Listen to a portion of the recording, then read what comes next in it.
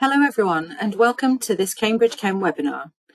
Thank you for joining us from wherever you are in the UK today. The title of today's webinar is the Cambridge Wellbeing Check. Just some quick housekeeping. Please note that your microphones are muted. We cannot hear any members of the audience. This is to ensure sound quality. If you would like to ask questions, please post them in the questions section located on the right-hand side of your screen, and we will answer questions at the end of the webinar. You will receive a certificate of attendance sent to your email inbox 1 hour after the webinar finishes, and you will receive a copy of the webinar recording and the slides sent via email next week. It might be nice if you would like to use the questions box to tell us whereabouts you are joining from today. A little bit about Chem. We've been working with schools for 40 years in over 100 countries. We're known for our evidence-based approach to formative assessments. We work with schools, ministries and associations all over the world. In 2019, we became part of the University of Cambridge, and we help teachers turn data into knowledge. We bridge the gap between research and practice, and we provide evidence to support good decision-making. I'm now going to hand you over to Mark Frazer, who's our teaching and learning lead, and he will take you through the webinar today.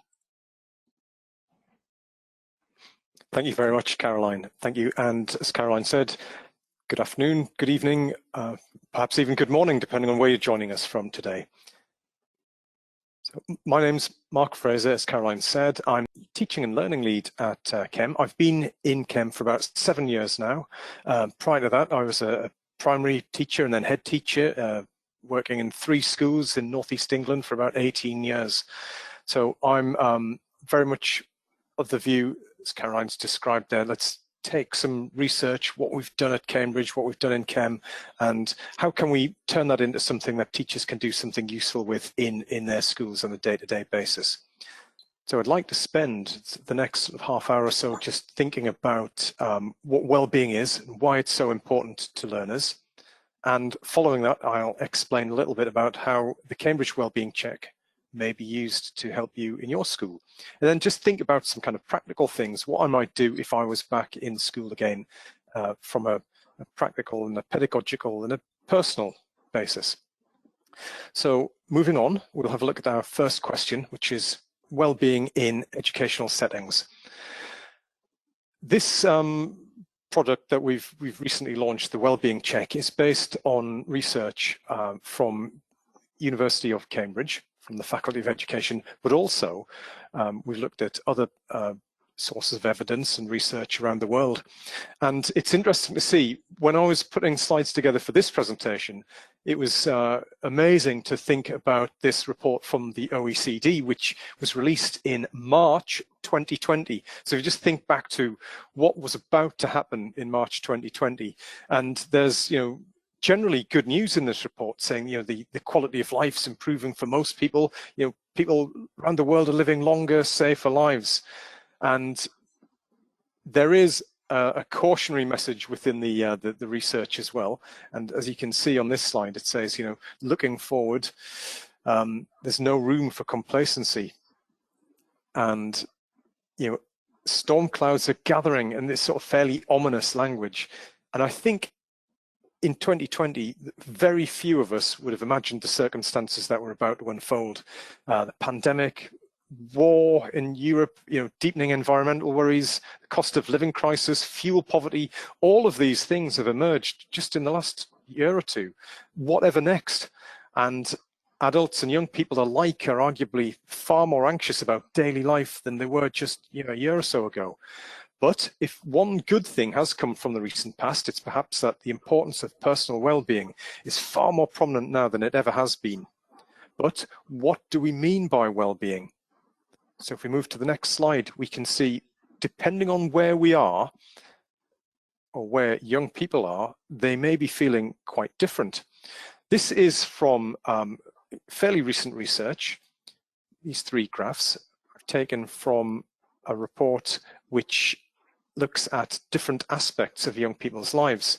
And the Children's Society commissioned this work from the University of York, and it shows some fairly consistent feelings within the family setting, which is really good news. But if you look at the two graphs beyond that, life as a whole and life in school, we see quite a worrying downward trend in the reported feelings of well-being in those two settings. So not everything in the garden is rosy. And I think as teachers in school, we need to be looking at graphs like the one on the right and just thinking, what on earth's going on there? Maybe it's problems in school. Maybe it's problems that children are concerned about outside of school, but are affecting their experience and their performance in school. So we need to think a little bit more carefully about that and find out from the young people themselves in far greater detail how they're feeling. So moving on, what does well-being mean in an educational context? So particularly in school or college. So as mentioned a few moments back, our work is based on a 2015 paper from the Faculty of Education, where we have two academics, McClellan and Stewart, who have worked looking at the experiences and the feelings of children and young people while they're in school. Because we see quite a lot of surveys out there from various organizations, but not many of them actually focus on how students are feeling in the school setting itself. So the whole basis of our work is aimed at finding out what students are thinking in their place of education. So the theoretical model that comes from the paper I've just shown you has two main strands. We've got feelings and functioning. And then they're subdivided into life satisfaction and negative emotions on the feeling side, and interpersonal well-being and competence well-being on the functioning side. So life satisfaction, just generally how are students feeling in their everyday lives. Negative emotions, how inclined are they to dwell on negative thoughts? How are they being affected by stress and perhaps feeling really quite down about things at time. It's manifesting itself as sadness and being low. Interpersonal well-being, that's how they interact with others, whether that's fellow students or teachers and staff in school. And then competence well-being, the fourth strand, which is basically how well equipped students feel to succeed in education, and then beyond that in the workplace itself. Okay, so again, just a few key sort of findings from the research as well that the paper finds and brings to prominence, that well-being is a subjective psychological state. So that means it can change over time, but also change according to context, meaning that students and children in the same physical and material circumstances can experience very different levels of well-being. So if that's the case, it can be quite easy to miss how children and young people are feeling. So we would suggest that the safest way of dealing with that, particularly if you're in school, is to ask your students about it. What are they feeling? And how could we do that in a safe and a confidential way? So we'll come to that in a moment. But just very quickly, let's just think about a couple of things en route to that sort of point. But why is well-being in schools important? In a nutshell, it's essential to academic success. And a couple of pieces of research to think about here. From the various papers that we've looked at here in Cambridge, better well-being is linked to motivation, students wanting to learn and make progress. So I think that's unsurprising. But also, again, thinking back to my time in school, one of the key metrics as to how I was judged and how the school was judged was attendance. And students with poorer well-being are likely to have low levels of engagement, are likely to truant, or in some cases just not attend school at all, become school refusers, which is a far more serious problem to deal with, and it's much more difficult to get students back on the correct path if they are missing school for long, extended periods of time. So some of the recent research that we've published in Cambridge comes from two academics, Arenka Suto and Tom Benton, in a very recent sort of publication of theirs. And they've looked at lots of well-being studies internationally, and they find that their first main finding is that there is a correlation, there's a relationship between well-being and educational performance, which I think most people would probably think was fairly sort of obvious, but they do point out something else which I think is missed in a lot of papers. And as a school leader, I find this quite interesting, that there's not just the link between well-being and attainment, but it's also critical that your whole school approach is consistent, and the success of it is heavily dependent upon its implementation. So you've got to have systems in place in school, and they've got to be well managed, in other words. So why should we assess well-being in schools? I'm going to be very careful with the use of the word assess, because I think assessment sometimes has negative connotations, and certainly lots of people out there probably think that we shouldn't actually be assessing or passing judgment on somebody's well-being or how they're thinking. And I just want to make clear that we're not, and our well-being check is not about doing that.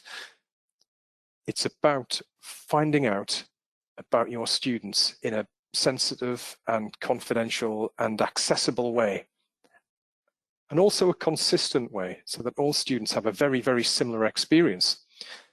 And in short, if you can measure or assess something, you obtain better information about it and increase your understanding of it.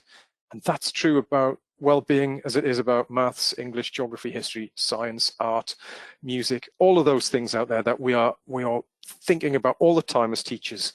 We want to know how our students are doing. And hopefully we can, over time, build up a far more detailed picture, far more granular level of detail as we gather that information in. It's certainly true of well-being. So if you use something like the Cambridge Wellbeing Check, we hope you might think about using our system, and we'll tell you a little bit more about that in a moment.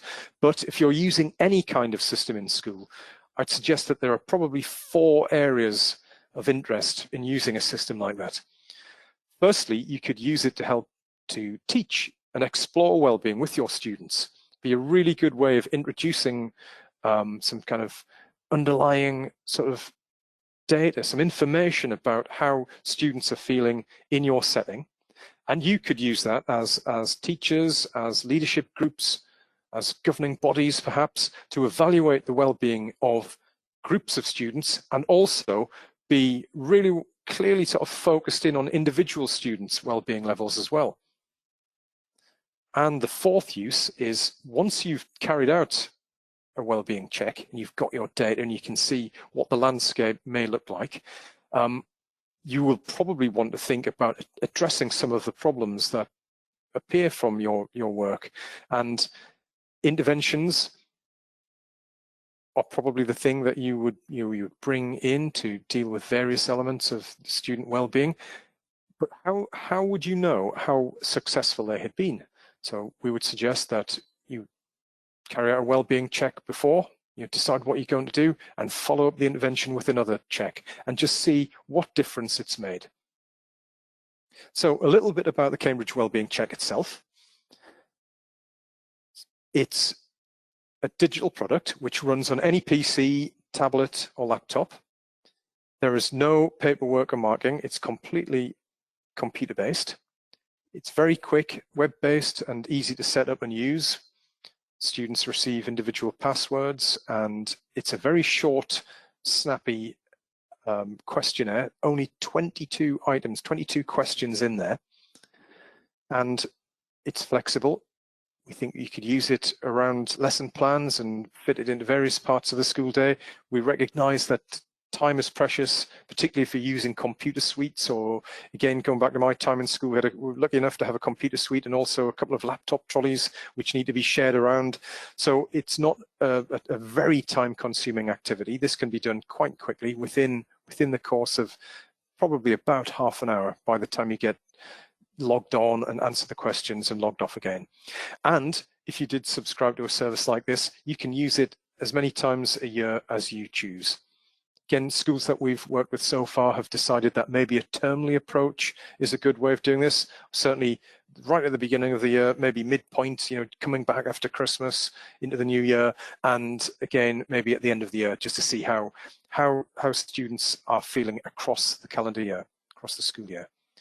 Moving on, these are just some examples of what the questions look like.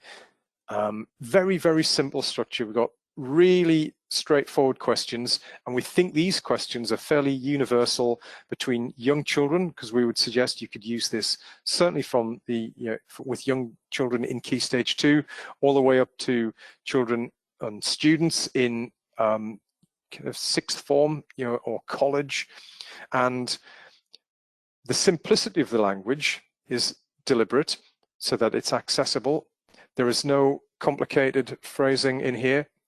So children with lower levels of literacy, but also students for whom English may be an additional language, can access this easily as well. But it's consistent over time. So the questions don't change, so that you can monitor the responses to the same questions over years if you're using it for longer periods of time. And again, it's a very simple click on the correct response and on the appropriate response, correct for the student's views at that time. And we also have some kind of reversed questions as well, just as a safeguard against students just getting in there and just clicking through randomly. And again, it would just raise a flag if a student was simultaneously always happy but always sad as well. That would suggest that they're not really taking this too seriously and they've maybe just clicked through. So it's just, again, a safeguard, just that you can tell when you look at your data that this might just be worth looking into a little bit further if you see some kind of peculiar results like this. And how the scale is set up, we have a mixture of positively phrased questions. So they build up with low being 1 and 5 being high, but that scale's reversed for the negative feelings questions. And that's reflected in some of the reports, and it'll probably come a bit clearer when I show you some examples in a little while. But a very, very simple scale, very easy to understand for students and very easy for staff to understand as well. Particularly, we know a lot of teachers out there just do not have the time to analyze data, so we've tried to make the results as easy and as intuitive to understand as possible.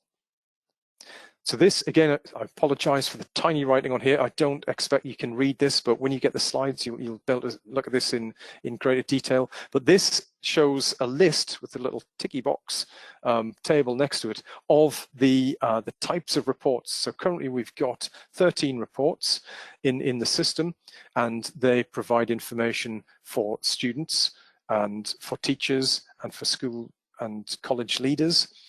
Some of the information is quite detailed. Some of it is greatly summarized and anonymized. So again, we think you can use this in a variety of circumstances. Students can get personalized, detailed feedback, but also as we look at some of the reports, as we move through here, if Caroline moves to the next slide, please, you can see that we have a report like this, and there's no data on it. It's just text. So we've taken away some of the anxiety, we hope, that students, if they're presented with this, won't have concerns if they see they're particularly low in some areas, and we've tried to phrase this sensitively. So you can look at this and you can decide that this might be the kind of report that you would like to use with your students to give them feedback.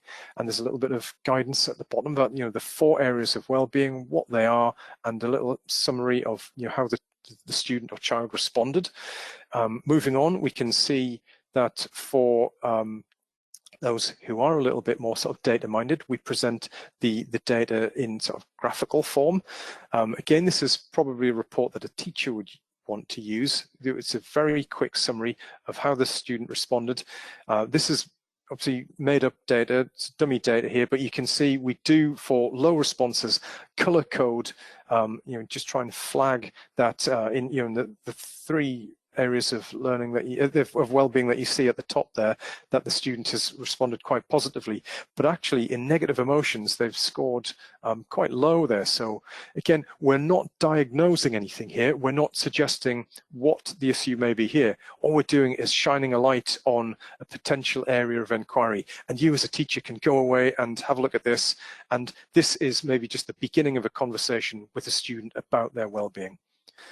We have a version of this report with, again, very detailed ticky box list here of exactly how each student responded. So you can see this for individual students. So this is just for the first type of well-being. And we also have a class version of this, so you can see how every student responded in a real sort of fine level of detail. And also as a mean score, you can see what the student's mean score was for each section, and other reports show mean scores which are aggregated data for your pastoral group, perhaps your tutorial group. You might want to use this with a class of primary children, or it could be in a residential school where you do this in maybe house accommodation groups. Again, schools are using this already in a variety of different ways. So we've left the registration process quite open-ended, so you can compose groups which suit your own needs in your settings. And moving on, Caroline, please.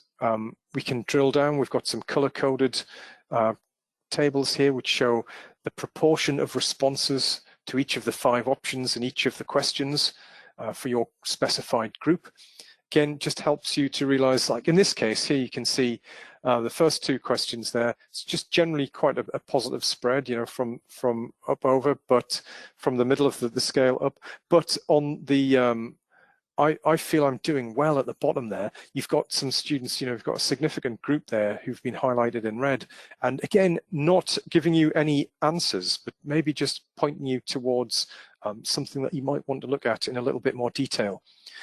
So we don't know what your circumstances are. You know your students far better. But if you've got 20% of students answering quite negatively, then that's something that I think if I was a school leader, again, I would be going back to find out more information about that particular response pattern. Okay, moving on.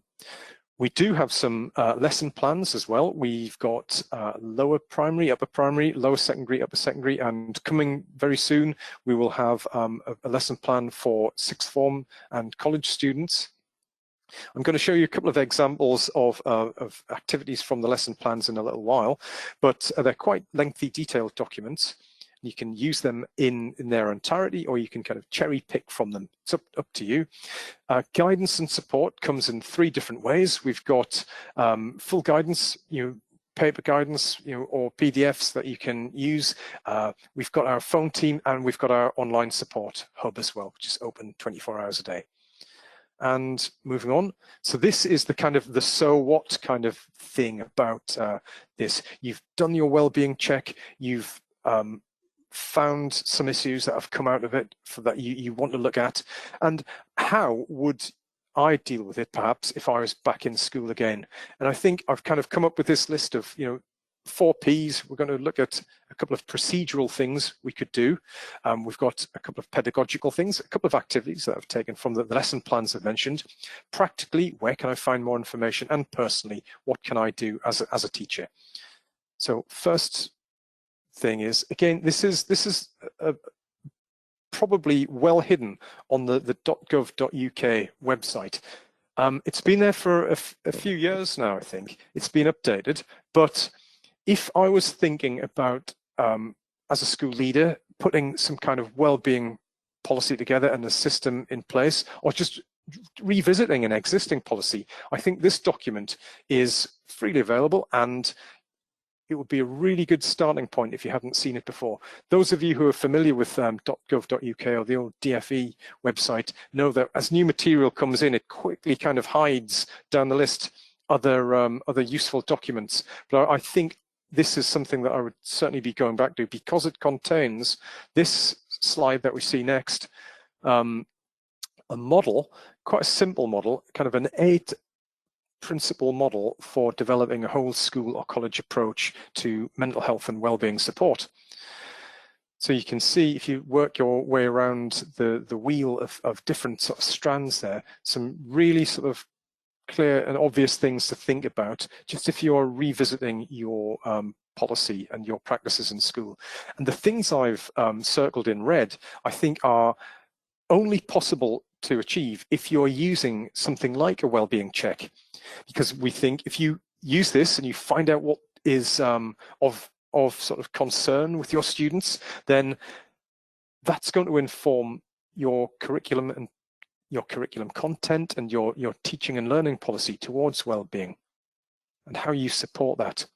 It certainly enables a student voice. It's a really good way of finding out very quickly what all of your students are thinking and use that information to influence decisions. I think that will be a really good thing to do with the school council or student council.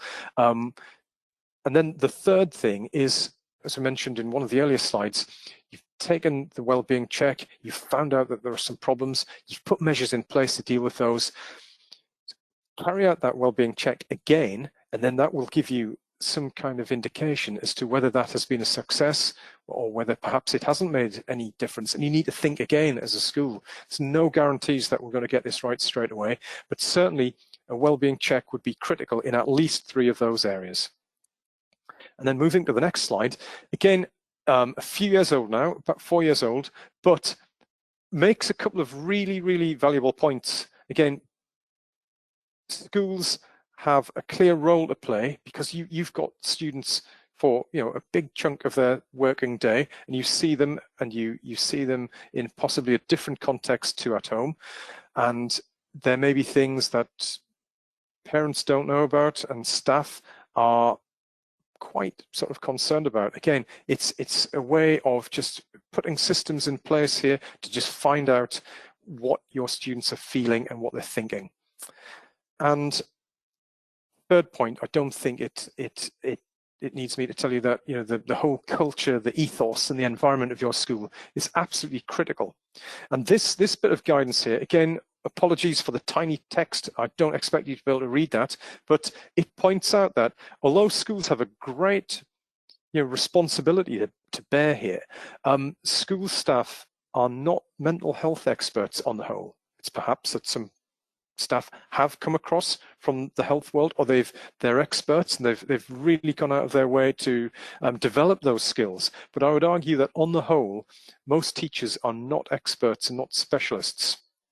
So where do we get the kind of information that is required that to ensure that those systems and accountability processes are in place and are managed well? So moving on, we've got some examples from the lesson plans here, and this is not procedurally, but we're moving on to pedagogically. What might we do in schools? And I think this is, again, tiny text, but just you'll be able to read this when it comes on the slides, but just introducing a nice little activity here. If we go to the next slide, I'll tell you a little bit more about it, where we have an analogy that, everybody's like a snail, and at the first sign of trouble, it's quite easy to retreat into your shell and just attempt to hide. But as we know, snails in reality are actually quite fragile little creatures, and they're easily damaged, certainly by bigger, heavier objects. And this is just a nice way, particularly with younger children, of introducing this kind of concept that what is it that makes me feel safe and comfortable? And the concept there, I suppose, is leaning towards what is positive well-being, what makes us feel safe and comfortable. And maybe, like this on the second line here, getting the children just to explain to us where they go to feel safe and comfortable. If you're producing a little sort of template like this yourself, you could, of course, just flip that question around and maybe also ask, where do they not feel so safe and comfortable? And this is a critical piece of information, which I'll kind of return to right at the end. But this is a really good way of finding out whether a student has somebody that they can talk to if they're feeling unwell or unsafe or uncomfortable. It goes without saying that when we collect information like this, we need to make really, make it really clear to students that we will take this information and look after it. You're going to treat it with sensitivity and confidentiality and keep it safe. Perhaps if you have the climate in school, you might choose that you are happy to share this on maybe on a voluntary basis. If you're working in a group, this might be something that students would like to do. But again, not forcing anybody into doing anything they don't want to, and not we're talking about safety and comfort here, so we need to make sure that everybody feels secure and confident to share this information, and it's done in a completely appropriate manner. So that's an example for young children. Moving on for older students, again, I'll not dwell on this slide, but this is just a description that comes in the lesson plan. And if Caroline, if you could just flick to the next slide there, this activity is about doing a little kind of written memo sort of task. I've seen this done as well with sticky notes on a kind of mood board, but again, just little prompts at the top here, where older students can just have a little audit of how they're feeling. So is there a relationship that's had a positive impact on your mental well-being? How would you describe that relationship? And then moving on, again, emotions that maybe cause us to feel a little bit uncomfortable or negative about things, what personal development means to the individual student, what helpful activities might look like, what might they like to do to improve well-being, and again, just what's good about their emotions, what makes them feel positive, what makes them feel comfortable. And two strands to this. I think it's a nice way of exploring student well-being in the two activities that I've shown you here, but also it's just an informal way of gathering information about well-being. So we've got the formal kind of computer-based well-being check, but this again is really just in a very kind of subtle and hopefully non-threatening way, just allowing students to share information with you as their teacher or their tutor, and perhaps again, depending on how supportive you feel the culture is at the moment in your school, this could be shared more widely with other students, and this might just be a nice way of starting off discussions and kind of comparing notes, sharing almost like a self-help process. So as mentioned, some of the lesson plans have got quite a few activities in. There's 29-30 pages worth of content in each of the 4 lesson plans that I talked about. And again, I'm just picking out 2 quick examples that just give you a little bit of a feel. Some of them are more complicated than others. Some are obviously far more suitable for younger children than older children, but again, they're split out into the different types of lesson plan.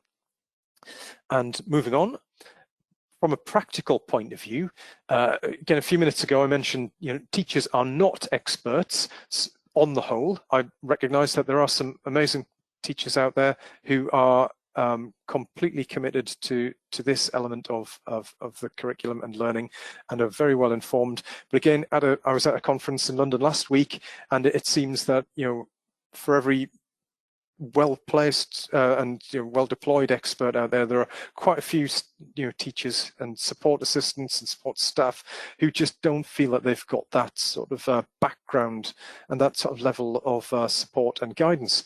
I'd just like to make clear that we are not linked in any way to the Anna Freud organization, but we've had a look around and we've looked at different resources, and coming soon we've picked out a few websites that will be on the on our sort of website, our materials list for the Wellbeing Check. But the Anna Freud Wellbeing advice just seems to be well worth a visit if you haven't seen this before. Again, they take, as you can see on the right hand side of the screen there, a fairly systematic approach towards leading change, promoting well-being, working together, and so on, and a wealth of information there for students, for parents, for staff. And other sources of information would include things like our very own Chem blog. So if you visit the Chem blog, you can see there are quite a few articles on there now about all sorts of things, but we've got a small collection about well-being that have been written by various experts, and again, just ideas about what you can do in school and college to improve your students' well-being. So please have a look at that. We hope you'll find it helpful. And finally, and personally, what could you do as a teacher, personally as a teacher, but also personally for the student themselves? I think it's quite a simple thing, and that's just to make sure that every student in your setting has at least one strong, supportive and appropriate relationship with an adult in school. Everyone needs somebody to turn to in difficult times, and particularly new students, students who are moving around a lot from school to school to school. That is quite often, nothing to do with the student themselves. That's their personal circumstances. It may be just to do with their family circumstances, their family situation, but it can be quite unsettling going to a new setting. So I think as teachers, as pastoral support, we need to just be looking at all of our students and just making sure that everyone has somebody to go to. I would certainly need that. And I think, we always say in schools, when I was certainly in the teaching role, it's the quiet ones to watch out for. Quite often, they're the children, they're the students who you just need to be paying a little bit more attention to and just asking those questions in a very structured way, perhaps using something like the Wellbeing Check, informally through some of the activities that I've shown you, and perhaps just almost incidentally just through the odd check-in with them as well. So hopefully that's given you a variety of ideas. I hope we've kind of explored well-being a little bit more and just given you some ideas from a kind of practical point of view, pedagogical point of view, procedural point of view, and just a personal point of view, what might be helpful. Thank you, Mark. There's a few more questions here, and what we'll do is try and collate them all and send them out with the follow-up email that everyone will be getting next week with a copy of the slides. And I'll just show you that the slides come with these references here with hyperlinks to all the information that Mark's talked about already. So I hope you've all got something out of today's presentation. I want to thank Mark very much for his very expert opinions and answering all your questions. Thank you everyone for attending. Have a good rest of your evening. Thank you, Caroline. Thanks very much, everyone.